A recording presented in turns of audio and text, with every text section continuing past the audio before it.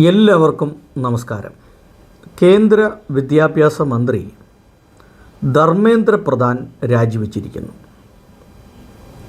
അങ്ങനെ BJP മന്ത്രിസഭയിലെ ആദ്യത്തെ ഒരു രാജിയാണ്. ഇതിൻ്റെ പ്രധാന കാരണം നീറ്റ് പരീക്ഷയുമായി ബന്ധപ്പെട്ട് നടന്ന പേപ്പർ ചോർച്ചയാണ്. ഇത് രാജസ്ഥാനിലും മറ്റ് ചില സംസ്ഥാനങ്ങളിലുമാണ് ഈ പേപ്പർ ചോർന്നത്. ഇതുമായി ബന്ധപ്പെട്ട് അഭിജിത്ത് ദീപ്കെ എന്ന ഒരു ചെറുപ്പക്കാരൻ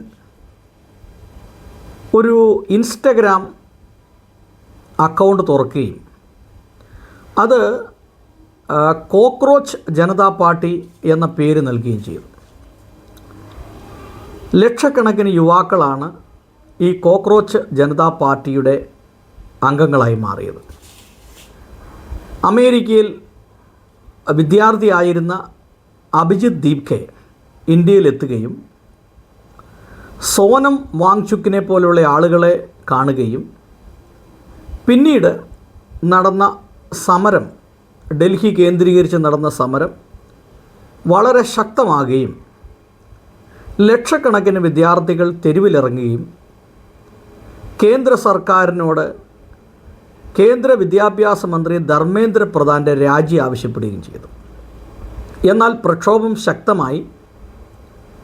ഏതാണ്ട് 30-ലധികം ദിവസങ്ങൾ നടന്ന പ്രക്ഷോഭത്തിനൊടുവിൽ കേന്ദ്ര സർക്കാർ സമ്മർദ്ദത്തിലാകുകയും ധർമ്മേന്ദ്ര പ്രധാൻ രാജിവെക്കുകയും ചെയ്തു. എന്നാൽ ഇതുമായി ബന്ധപ്പെട്ട് ഇന്ത്യയിൽ ആദ്യമായിട്ടാണ് പരീക്ഷയുടെ ഒരു പേപ്പർ ചോർന്നു എന്ന പേരിൽ ഒരാൾ രാജിവെക്കുന്നത്. ആദ്യമായിട്ടാണ്. ധർമ്മേന്ദ്ര പ്രധാൻ കരുത്തനായ ഒരു കേന്ദ്രമന്ത്രിയായിരുന്നു. BJPയുടെ അനുഭവ സമ്പത്തുള്ള ഒരു ദളിത് മുഖമായിരുന്നു ധർമ്മേന്ദ്ര പ്രധാൻ. ധർമ്മേന്ദ്ര പ്രധാൻ്റെ രാജിയോടുകൂടെ പാർട്ടികൾ തങ്ങളുടെ സമരം അവസാനിപ്പിച്ചു എന്നുള്ളതാണ് മനസ്സിലാക്കുവാൻ കഴിയുന്നത്. അപ്പോൾ ഈ പാർട്ടികളുടെ പ്രധാന ഡിമാൻഡ് ധർമ്മേന്ദ്ര പ്രധാൻ്റെ രാജിയും അതോടൊപ്പം ഈ നീറ്റ് പരീക്ഷയുമായി ബന്ധപ്പെട്ട് ഈ പേപ്പർ ലീക്കുമായി ബന്ധപ്പെട്ട് മാനസിക സമ്മർദ്ദത്തിലായ 25ഓളം വിദ്യാർത്ഥികൾ ആത്മഹത്യ ചെയ്തിരുന്നു. അവർക്ക് 1 കോടി രൂപ വെച്ച് കേന്ദ്ര സർക്കാർ കൊടുക്കണം എന്നുള്ളതാണ്. മൂന്നാമത്തെ ഡിമാൻഡ് ഡൽഹിയിൽ നടന്ന കലാപവുമായി ബന്ധപ്പെട്ട് അവിടെ പ്രക്ഷോഭമുണ്ടാക്കിയ വിദ്യാർത്ഥികൾക്കെതിരെ കേസെടുക്കരുത് എന്നുള്ളതാണ്. അപ്പോൾ 3 പ്രധാന ഡിമാൻഡുകളും BJP ഗവൺമെൻറ് അംഗീകരിച്ചു. അങ്ങനെ JP നഡ്ഡാജിയുമായി നടത്തിയ കൂടിക്കാഴ്ചയിൽ കോക്രോച്ച് പാർട്ടിയുടെ പ്രതിനിധികൾ സമരം പിൻവലിക്കുകയുണ്ടായി. എന്നാൽ ഈ നീറ്റ് പരീക്ഷയുമായി ബന്ധപ്പെട്ട് മനസ്സിലാക്കാൻ കഴിയുന്നത് മെയ് 3-ാം തീയതി പരീക്ഷ നടന്നു. അതായത് national eligibility come entrance test എന്നാണ് ഈ നീറ്റ് എന്നുള്ളതിൻ്റെ ഫുൾ ഫോം. അത് മെയ് 3-ാം തീയതിയാണ് ഈ പരീക്ഷ നടന്നത്. മെയ് 3-ാം തീയതി മുതൽ പരീക്ഷ ആരംഭിച്ചു. മെയ് 7-ാം തീയതി ഈ പേപ്പർ ലീക്ക് ചെയ്തു. എന്നാൽ നാഷണൽ ടെസ്റ്റിംഗ് ഏജൻസിക്ക് ഇതുമായി ബന്ധപ്പെട്ട് റിപ്പോർട്ട് നൽകുകയും മെയ് 8-ാം തീയതി ഈ കേസ് ഒരു സ്പെഷ്യൽ ബ്രാഞ്ചിനെ ഏൽപ്പിക്കുകയും ചെയ്തു. മെയ് 12-ാം തീയതി ഈ പരീക്ഷ റദ്ദാക്കി ഈ കേസ് CBIക്ക് കൈമാറുകയാണ്. പിന്നീട് ഈ പരീക്ഷ ജൂൺ 21-ാം തീയതി ഇന്ത്യയിലെ 566 കേന്ദ്രങ്ങളിലായിട്ട് നടന്നു. അതിൽ 19,99,895 വിദ്യാർത്ഥികളാണ് ഈ പരീക്ഷ എഴുതിയത്. നമ്മൾ ഏകദേശം 20 ലക്ഷത്തോളം എന്ന് വേണേൽ പറയാം. ഒരു കണക്ക് പറയുന്നത് 22 ലക്ഷം എന്നാണ്. എന്നാൽ ഏതാണ്ട് 20 ലക്ഷത്തോളം വിദ്യാർത്ഥികളാണ് ഈ പരീക്ഷ എഴുതിയത്. എന്നാൽ ഈ നീറ്റ് പരീക്ഷയുമായി ബന്ധപ്പെട്ട് മുഴുവൻ ഇന്ത്യയിലുള്ള സീറ്റ് എന്ന് പറയുന്നത് ഏതാണ്ട് 1,50,000 അതായത് ഗവൺമെൻറ് കോളേജുകളിൽ ഏതാണ്ട് 63,683, പ്രൈവറ്റ് കോളേജുകളിൽ ഏതാണ്ട് 65,000, ഡീംഡ് യൂണിവേഴ്സിറ്റിയിൽ 12,500 മുതൽ 14,500 വരെയും all India institute of medical സയൻസുമായി ബന്ധപ്പെട്ട് 2,257 പിന്നെ മറ്റ് ഒരു ജവഹർ ഇൻസ്റ്റിറ്റ്യൂട്ട് ഉണ്ട്, അതുമായി ബന്ധപ്പെട്ട് 243 സീറ്റുകളാണുള്ളത്. അങ്ങനെ മുഴുവനായി കൂട്ടി നോക്കുമ്പോൾ ഏകദേശം ഒരു കണക്ക് പറയുന്നത് 1.5 ലക്ഷത്തോളം MBBS സീറ്റുകളാണ് ഇതിൻ്റെ അകത്തുള്ളത്. ഇതിലേക്ക് പരീക്ഷ എഴുതിയത് ഏതാണ്ട് 20 ലക്ഷം ആളുകളാണ്. അപ്പോൾ 1.5 ലക്ഷം സീറ്റിലേക്കുള്ള പരീക്ഷയ്ക്ക് 20 ലക്ഷത്തോളം ആളുകൾ വിദ്യാർത്ഥികൾ പരീക്ഷ എഴുതി. പ്രധാനമായും ഇതിൻ്റെ അകത്ത് ഈ കോച്ചിങ് സെൻറ്ററിനെ കേന്ദ്രീകരിച്ചാണ് ഈ അന്വേഷണങ്ങളെല്ലാം പോകുന്നത്. കാരണം +2 കഴിഞ്ഞ ഒരു വിദ്യാർത്ഥിയെ സംബന്ധിച്ചിടത്തോളം അവർ ആദ്യം ചെയ്യുന്ന കോച്ചിങ്ങിന് പോവുക എന്നുള്ളതാണ്. അപ്പം അതിന് അവർ പ്രിപ്പറേഷൻ വർക്ക്, അതായത് പിന്നെ കോമ്പറ്റീറ്റീവ് എക്സാമിനേഷന് വേണ്ടിയിട്ടുള്ള ഒരു തയ്യാറെടുപ്പാണ്. അങ്ങനെ വിദ്യാർത്ഥികൾ 1 വർഷം 2 വർഷമൊക്കെ ഇതിനു വേണ്ടി മാറ്റിവെക്കുന്നു. എന്തായാലും വിദ്യാർത്ഥികളുടെ വലിയൊരു ആശങ്കയാണ്. ഈ വിദ്യാർത്ഥികൾ നാളെ നമ്മുടെ ഇന്ത്യയുടെ ഭാവിയാണ്, ഭാവി തലമുറയാണ്. അതുകൊണ്ട് വിദ്യാർത്ഥികളെ സംബന്ധിച്ചിടത്തോളം അതിൽ എല്ലാ വിഭാഗത്തിൽപ്പെട്ടവരുമുണ്ട്. അതുകൊണ്ട് നാളത്തെ ഇന്ത്യയുടെ ഭാവി ആയ ഈ വിദ്യാർത്ഥികളെ ഒരു രീതിയിലും മാനസിക സമ്മർദ്ദത്തിലോ അല്ലെങ്കിൽ ശാരീരികമായ ഉപദ്രവത്തിനോ ഏൽപ്പിക്കപ്പെടാൻ പാടില്ല. കാരണം അവർ +2 കഴിഞ്ഞ് അവർ എൻട്രൻസ് ടെസ്റ്റ് എഴുതി പാസ്സായി അവർ പിന്നെ മെഡിക്കൽ ഫീൽഡിലേക്ക് പോകാനുള്ളവരാണ്. നാളെ അവർ അറിയപ്പെടുന്ന ഡോക്ടർമാരും ജനസേവകന്മാരുമായി തീരണം. പൊതുവെ നമ്മൾ ജനസേവകന്മാർ എന്ന് പറയുന്ന ഡോക്ടർമാർ, അതുപോലെ ടീച്ചേഴ്സ്, എൻജിനീയർമാർ, ഇങ്ങനെ ഒരുപാട് വിഭാഗത്തിൽപ്പെട്ട ആളുകളുണ്ട്. നാളെ നമ്മുടെ ഇന്ത്യ മഹാരാജ്യത്തുള്ള ഓരോ ആശുപത്രികളിലും ഇവർ നല്ല ഡോക്ടേഴ്സായി ഇവർ സേവനമനുഷ്ഠിക്കേണ്ടവരാണ്. എന്നാൽ ഇവർ മുമ്പോട്ട് വെച്ച ഇതെല്ലാം കേന്ദ്ര സർക്കാർ അംഗീകരിച്ചു. വാസ്തവത്തിൽ അഭിജിത്ത് ദീപ്കയെ അഭിനന്ദിക്കേണ്ടതാണ്. കാരണം ഒരു ഇൻസ്റ്റഗ്രാമിലൂടെ ഇദ്ദേഹം ഇത്രയും ഫോളോവേഴ്സിനെ ക്രിയേറ്റ് ചെയ്തു എന്നുള്ളതും ഈ സമരം ഇത്രയും വിജയപ്രദമാക്കി തീർക്കുവാൻ അഭിജിത്ത് ദീപ്കയും അതുപോലെ സോനം വാങ്ചുക്കും പ്രവർത്തിച്ചത് ഒരു പ്രധാനപ്പെട്ട ഘടകമാണ്. മുൻ ആം ആദ്മി പാർട്ടിയുടെ ഒരു സോഷ്യൽ മീഡിയ കോർഡിനേറ്ററായിരുന്നു ഈ അഭിജിത്ത് ദീപ്കെ. അദ്ദേഹം പിന്നീട് വിദേശ രാജ്യങ്ങളിലേക്ക് പഠിക്കാൻ പോയി, അമേരിക്കയിൽ അവിടെ വിദ്യാർത്ഥിയായിട്ടിരിക്കും. എന്നാൽ ഈ വിദ്യാർത്ഥി പ്രക്ഷോഭത്തെ ശക്തമായി സപ്പോർട്ട് ചെയ്യേണ്ടിയിരിക്കുന്നു. എല്ലാവരും തന്നെ സപ്പോർട്ട് ചെയ്തിട്ടുണ്ട്. കാരണം വിദ്യാർത്ഥികളുടെ ഭാവിയാണ്, ഭാവി ആശങ്കയാണ്.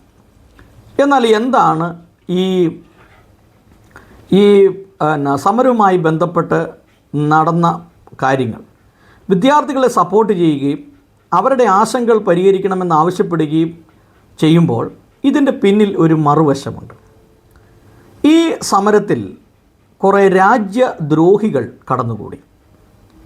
ഈ രാജ്യത്തെ ഛിന്നഭിന്നമാക്കുവാൻ വേണ്ടി കടന്നുകൂടിയ രാജ്യദ്രോഹികളുടെ ഒരു വലിയ ലിസ്റ്റുണ്ട് അതിൻ്റെ അകത്ത് ഏറ്റവും പ്രധാനപ്പെട്ടത് കോൺഗ്രസ്സാണ്. അപ്പോൾ ഇന്ന് രാവിലെ ഇന്നലെയൊക്കെ ആയിട്ട് രാഹുൽ ഗാന്ധിയുടെ ചില ബൈറ്റുകൾ കേൾക്കുവാനായിട്ട് ഇടയെത്തുന്നു. സമരം ഞങ്ങൾ വിജയിച്ചു. കമ്മ്യൂണിസ്റ്റ് പാർട്ടികൾ അല്ലെങ്കിൽ DYFI പോലുള്ള സംഘടനകൾ സമരം ഞങ്ങൾ വിജയിച്ചു എന്നൊക്കെ പറഞ്ഞ് വലിയ കാര്യങ്ങളൊക്കെ പറഞ്ഞ് റോട്ടിലൂടെ മിഠായി വിതരണമൊക്കെ നടത്തുന്നുണ്ട്. പക്ഷേ വാസ്തവത്തിൽ ഈ സമരവുമായി കോൺഗ്രസ്സിനോ ഇടതുപക്ഷത്തിനോ മറ്റ് സമാജ്വാദി പാർട്ടികൾക്കോ ഒരു ബന്ധം, സതുദ്ദേശപരമായ ഒരു ബന്ധമുണ്ടായിരുന്നില്ല. മറിച്ച് ഇവരെ സംബന്ധിച്ച് ഇവരൊരു മുതലെടുപ്പ് രാഷ്ട്രീയം മാത്രമാണ് നടത്തിയത്. കോൺഗ്രസും ഇടതുപക്ഷവും കാലഹരണപ്പെട്ടവരാണ് ഇന്ത്യയിൽ. കാരണം ഇന്ത്യയിലെ ചില സംസ്ഥാനങ്ങൾ, കേരളവും കർണാടകവും തെലുങ്കാന പോലുള്ള സംസ്ഥാനങ്ങൾ കോൺഗ്രസ് ഭരിക്കുന്നുണ്ടെങ്കിൽ പോലും കോൺഗ്രസ്സിന് ഇന്ത്യയിൽ വലിയ നിലനിൽപ്പില്ല. കാരണം കോൺഗ്രസ്സിന് നല്ലൊരു നേതാവില്ല എന്നുള്ളതാണ് പ്രധാനപ്പെട്ട ഒരു കാര്യം. നല്ലൊരു നേതൃത്വം ഇല്ലാത്തതുകൊണ്ട് തന്നെ കോൺഗ്രസ്സിന് വലിയ ഭാവിയില്ല. ഇനി ഇതിൻ്റെ അകത്ത് നമ്മൾ മനസ്സിലാക്കേണ്ടത്, കോൺഗ്രസ് തന്നെ സമരം ചെയ്തിരുന്നെങ്കിൽ ഈ സമരം വിജയിക്കില്ലായിരുന്നു. കാരണം കോൺഗ്രസ്സിൽ ജനങ്ങൾക്ക് വിശ്വാസമില്ല. ചെറുപ്പക്കാരായിട്ടുള്ള ആളുകൾ കോൺഗ്രസ്സിനെ വിശ്വസിക്കുന്നില്ല എന്നുള്ളത് കൊണ്ട് തന്നെ കോൺഗ്രസ് സമരം ചെയ്താൽ ഒരിക്കലും വിജയിക്കില്ല. അങ്ങനെ സമരം ചെയ്താൽ വിജയിക്കുമായിരുന്നെങ്കിൽ ഈ മെയ് 7 പേപ്പർ ലീക്കായതിന് ശേഷം ജൂൺ 21-ാം തീയതിൻ്റെ റീടെസ്റ്റ് പരീക്ഷ നടത്തി. ഇത്രയും നാളായിട്ടും ഈ കോൺഗ്രസ് ഇതിനൊരു സമരാഹ്വാനം നടത്തിയില്ല. കമ്മ്യൂണിസ്റ്റ് പാർട്ടികളും സമരാഹ്വാനം നടത്തിയില്ല. സമാജ്വാദി പാർട്ടിയും സമരാഹ്വാനം നടത്തിയില്ല. കാരണം അവർ സമരം നടത്തിയാൽ ഇത് വിജയിക്കില്ല എന്നവർക്ക് ബോധ്യമുണ്ട്. കാരണം കോൺഗ്രസിനെയോ ഇടതുപക്ഷത്തെയോ മറ്റ് ഇതര പാർട്ടികളെയോ ഈ ചെറുപ്പക്കാർക്ക് അല്ലെങ്കിൽ വിദ്യാർത്ഥികൾക്ക് വിശ്വാസമില്ല എന്നുള്ളതാണ് അതിൻ്റെ പ്രധാനപ്പെട്ട കാരണം. അപ്പോൾ വാസ്തവത്തിൽ പറഞ്ഞു കഴിഞ്ഞാൽ കോൺഗ്രസ് ആരാൻ്റെ കൊച്ചിന് അപ്പനായി എന്നുള്ളതാണ് ഇതിൻ്റെ അകത്തെ പ്രധാനപ്പെട്ട ഘടകം. കോൺഗ്രസ് ഇതുമായി ബന്ധപ്പെട്ട് ഈ സമരം വിജയിച്ചതിൽ കോൺഗ്രസിനോ ഇടതുപക്ഷത്തിനോ മറ്റ് പാർട്ടികൾക്കൊന്നും യാതൊരു വിധമായിട്ടുള്ള പങ്കാളിത്തമില്ല. അവർ അവസരം മുതലെടുത്ത് അവരൊരു അവസരവാദ രാഷ്ട്രീയം കളിക്കാൻ വേണ്ടി ഒരു നെറികെട്ട രാഷ്ട്രീയമാണ് ഈ കോൺഗ്രസും ഇടതുപക്ഷവും മുമ്പോട്ട് വെച്ചത്. അതിൻ്റെ പ്രധാനപ്പെട്ട കാരണം ഇനി 2027 വരുന്ന അല്ലെങ്കിൽ ഈ ദിവസങ്ങളിൽ വരുന്ന തിരഞ്ഞെടുപ്പുകളാണ്. ഇപ്പോൾ ഇവിടെ തന്നെ 2026 വരുന്ന തിരഞ്ഞെടുപ്പ്, അതായത് ഉത്തർപ്രദേശിൽ തിരഞ്ഞെടുപ്പ് വരികയാണ്. 404 സീറ്റുകളിലേക്കാണ്. പഞ്ചാബിൽ 117 സീറ്റ്, ഉത്തരാഖണ്ഡിലെ 70 സീറ്റ്, ഗോവയിൽ 40 സീറ്റ്, മണിപ്പൂരിൽ 60 സീറ്റ്. ഈ വരുന്ന ഇലക്ഷനെ മുന്നിൽ കണ്ടുകൊണ്ട് 2027 വരുമ്പോൾ ഹിമാചൽ പ്രദേശിൽ 68 സീറ്റ്, ഗുജറാത്തിൽ 182 സീറ്റ്.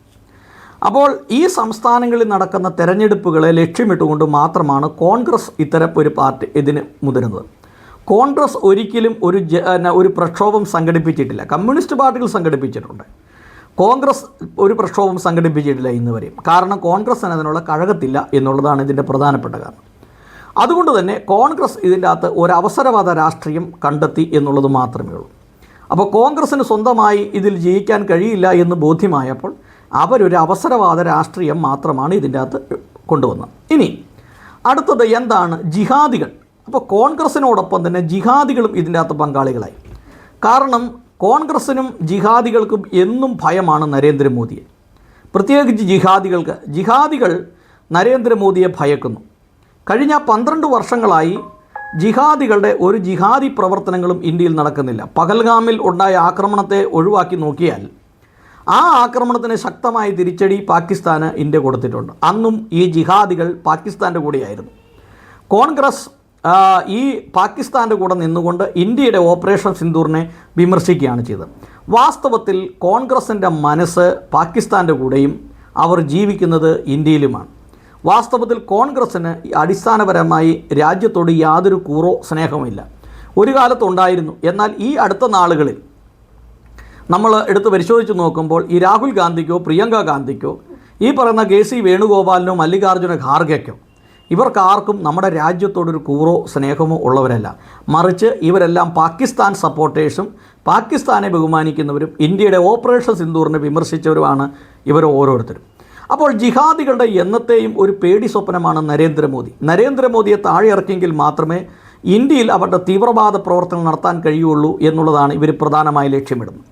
എന്താണ് ഈ ജിഹാദികൾക്ക് നരേന്ദ്രമോദിയോടുള്ള വിരോധം? ഒന്ന്, 3 തലാഖ്, അതായത് മൊഴി ചൊല്ലി ഈ സ്ത്രീകളെ ഒഴിവാക്കുന്ന ഒരു തടസ്സം സൃഷ്ടിച്ചത് മോദിയാണ്.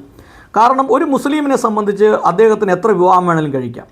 ഇപ്പോൾ ഭാര്യ ചായ തന്നില്ലെങ്കിൽ, അല്ലെങ്കിൽ ഭാര്യ തുണി അലക്കിയില്ലെങ്കിൽ, ഭാര്യ അല്ലെങ്കിൽ അദ്ദേഹത്തിൻ്റെ ലൈംഗിക ഇച്ഛയ്ക്ക് വഴങ്ങിയില്ലെങ്കിൽ അപ്പോൾ തന്നെ അവളെ മൊഴി ചൊല്ലി ഫോണിലൂടെയോ അല്ലെങ്കിൽ ലെറ്ററിലൂടെയോ അല്ലെങ്കിൽ നേരിട്ടൂടെ നിന്നെ ഞാൻ മൊഴി ചൊല്ലുന്നു എന്ന് പറഞ്ഞ് ഭാര്യനെ ഒഴിവാക്കി മറ്റൊരു സ്ത്രീയെ വിവാഹം കഴിക്കാം. അങ്ങനെ 1 അല്ല 10 അല്ല, ഇങ്ങനെ ഇഷ്ടം പോലെ സ്ത്രീകളെ വിവാഹം കഴിച്ച് ജീവിക്കാം. ആ സ്ത്രീകൾ അനുഭവിക്കുന്ന മാനസിക ബുദ്ധിമുട്ടും പ്രയാസങ്ങളും എല്ലാം മനസ്സിലാക്കി കേന്ദ്ര സർക്കാർ ഒരു തീരുമാനമെടുത്തു. ഈ പരിപാടി ഇവിടെ നടക്കില്ല. അത് അഫ്ഗാനിസ്ഥാനിലോ പാകിസ്ഥാനിലോ ബംഗ്ലാദേശിലോ അല്ലെങ്കിൽ അതുപോലെ സിറിയയിലോ മറ്റ് രാജ്യങ്ങളിൽ നടത്തിക്കോ. പക്ഷേ ഇന്ത്യയിൽ ഇത് നടക്കുകയില്ല. ഇന്ത്യയിലെ സ്ത്രീകളെ ചൂഷണം ചെയ്യാൻ ഇവിടെ മോദി അനുവദിക്കില്ല. അതുകൊണ്ട് തന്നെ ഈ മുസ്ലിങ്ങൾക്കേറ്റ ഏറ്റവും വലിയ തിരിച്ചടിയാണ് ഈ ട്രിപ്പിൾ തലാഖ് എന്ന് പറയുന്ന ഈ കാര്യം. അതായത് സ്ത്രീകളെ ചൂഷണം ചെയ്യാൻ അനുവദിക്കില്ല. അതുകൊണ്ട് തന്നെ ഇസ്ലാമിക് മതപണ്ഡിതന്മാരും അതുപോലെ ഇസ്ലാമിക് മത തീവ്രവാദ ചിന്താഗതിയുള്ളവരും നരേന്ദ്രമോദിക്ക് എതിരായി. എന്നാൽ ഇന്ത്യയിലുള്ള മുസ്ലിം വനിതകൾ നരേന്ദ്രമോദിക്ക് അനുകൂലമായി. അതുകൊണ്ടാണ് 3ാമത്തെ പ്രാവശ്യവും നരേന്ദ്രമോദി വീണ്ടും ജയിച്ചു വരുന്നത്. മുസ്ലിം സമൂഹത്തിൽ നിന്ന് സ്ത്രീകളുടെ പിന്തുണ നരേന്ദ്രമോദിക്കും ഈ പുരുഷന്മാരുടെ പിന്തുണ ഈ രാഹുൽ ഗാന്ധിക്കുമാണ്. അവരുടെ ഒരു ബാക്ക്ഗ്രൗണ്ട് നമ്മൾ പഠിക്കുമ്പോൾ ഒരു മുസ്ലിം കമ്മ്യൂണിറ്റിയിൽ നിന്നാണ് ജവഹർലാൽ നെഹ്റുവും അതുപോലെ ഇന്ദിരാഗാന്ധിയും ഈ രാഹുൽ ഗാന്ധിയും രാജീവ് ഗാന്ധിയും ഒക്കെ വരുന്നത് എന്നുള്ളതാണ് പൊതുവെ ഇപ്പോൾ പുറത്തു വരുന്നതായിട്ടുള്ള റിപ്പോർട്ട്. അടിസ്ഥാനപരമായി ഇവർ ഹിന്ദുക്കളായിരുന്നില്ല, മറിച്ച് ഇവർ മുസ്ലിങ്ങളായിരുന്നു എന്നുള്ള ചില വാർത്തകളൊക്കെ റിപ്പോർട്ട് ചെയ്യുന്നുണ്ട്. അതിൻ്റെ യാഥാർത്ഥ്യത്തിലേക്കൊന്നും കടക്കുന്നില്ല. അതൊക്കെ വളരെ ശക്തമായി തന്നെ പല ആളുകളും യൂട്യൂബിൽ വീഡിയോ ഉണ്ട്. അടിസ്ഥാനപരമായി ഒരു മുസ്ലിം കുടുംബത്തിൽ ജനിച്ചു വളർത്തപ്പെട്ട അല്ലെങ്കിൽ ആ ഒരു പശ്ചാത്തലത്തിൽ ജീവിച്ച ഇവരെ സംബന്ധിച്ചിടത്തോളം ഇവർ നെഹ്റു കുടുംബത്തിൻ്റെ അംഗങ്ങളാണ് എന്ന് പറയുമ്പോൾ തന്നെ ഇവർ മുസ്ലിംസിനോട് ഒരു പിന്തുണ കൂടുതൽ ചായ്വുള്ളവരാണ്. അതുകൊണ്ടാണ് ഇവർ പാകിസ്ഥാനെയും ബംഗ്ലാദേശിനെയും കൂടുതൽ പിന്തുണയ്ക്കുന്നത്. അപ്പോൾ അങ്ങനെ വന്നു കഴിഞ്ഞപ്പോൾ ഈ ട്രിപ്പിൾ തലാഖ് അത് നിരോധിച്ചു. അങ്ങനെ പല കാര്യങ്ങൾ. അതുമാത്രമല്ല, വിദേശ രാജ്യങ്ങളിലുള്ള ഈ ചില രാജ്യങ്ങൾ, പാകിസ്ഥാനിലും ബംഗ്ലാദേശിലും മറ്റ് ചില രാജ്യങ്ങളിലുമുള്ള പീഡനം അനുഭവിക്കുന്ന ഈ മുസ്ലിങ്ങൾ ഒഴികെ ബാക്കിയുള്ളവർക്ക് ഇന്ത്യയിലേക്ക് മടങ്ങി വരാം, അവർക്ക് ഇന്ത്യയിൽ പൗരത്വം കൊടുക്കും എന്നുള്ളത് അതും ഇവരെ ചൊടിപ്പിച്ച കാര്യമാണ്. അതുമാത്രമല്ല, മതതീവ്രവാദത്തെ സമ്പൂർണ്ണമായി നിരോധിച്ചു.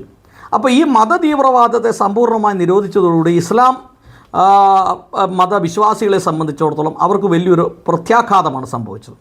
അപ്പോൾ ഇതിൻ്റെ എല്ലാം പശ്ചാത്തലത്തിൽ മോദിക്കെതിരെ ഒരു വലിയ ടാർഗറ്റ് ഈ ദിവസങ്ങളിൽ ഈ സോഷ്യൽ മീഡിയയിലൂടെ മോദിയെ കൊല്ലുമെന്നും മോദിയെ ആക്രമിക്കുമെന്നും മോദിയെ വകവരുത്തുമെന്നും പ്രചരിപ്പിക്കുകയും എല്ലാം ചെയ്യുന്നത് ഈ ഇസ്ലാമിക് മത തീവ്രവാദികളാണ്. അവരുടെ ഓരോ ഫേസ്ബുക്ക് പോസ്റ്റും അവരുടെ ഓരോ വാക്കുകളും കേട്ട് കഴിഞ്ഞാൽ മോദിയാണ് അവരുടെ ടാർഗറ്റ്. അവരുടെ എക്കാലത്തെയും ഒരു പേടി സ്വപ്നം എന്ന് പറയുന്ന നരേന്ദ്രമോദിയാണ്. ആ നരേന്ദ്രമോദിയെ ഏത് വിധേനയും താഴെ ഇറക്കുക എന്നുള്ളൊരു ലക്ഷ്യമാണ് ഇവരുടെ മുമ്പിലുള്ളത്. അതുകൊണ്ട് തന്നെ ഈ ജിഹാദികളും ഈ കോൺഗ്രസിൻ്റെ കൂടി കമ്മ്യൂണിസ്റ്റ് പാർട്ടികളും കോൺഗ്രസും ജിഹാദികളും കൂടെ ചേർന്ന് കേന്ദ്ര സർക്കാരിനെതിരെ, പ്രത്യേകിച്ച് നരേന്ദ്രമോദിക്ക് എതിരെ നടത്തിയ ആസൂത്രിതമായ ഒരു പ്രക്ഷോഭം ഇതിൻ്റെ പിന്നിലുണ്ട്. സമരം വിദ്യാർത്ഥികൾ നടത്തിയെങ്കിൽ വിദ്യാർത്ഥികളുടെ ഇടയിലേക്ക് നുഴഞ്ഞു കയറിയ രാജ്യദ്രോഹികളുണ്ട്.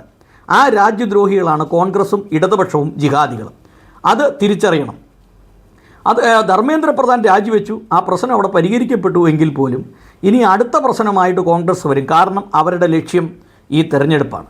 ഉത്തർപ്രദേശിലെയും പഞ്ചാബിലെയും ഉത്തരാഖണ്ഡിലെയും ഗോവയിലെയും അതോടൊപ്പം തന്നെ 2027 വരാനിരിക്കുന്ന ഹിമാചൽ പ്രദേശിലെയും ഗുജറാത്തിലെയും തെരഞ്ഞെടുപ്പാണ് ഇവരുടെ മുമ്പിലുള്ള ലക്ഷ്യം.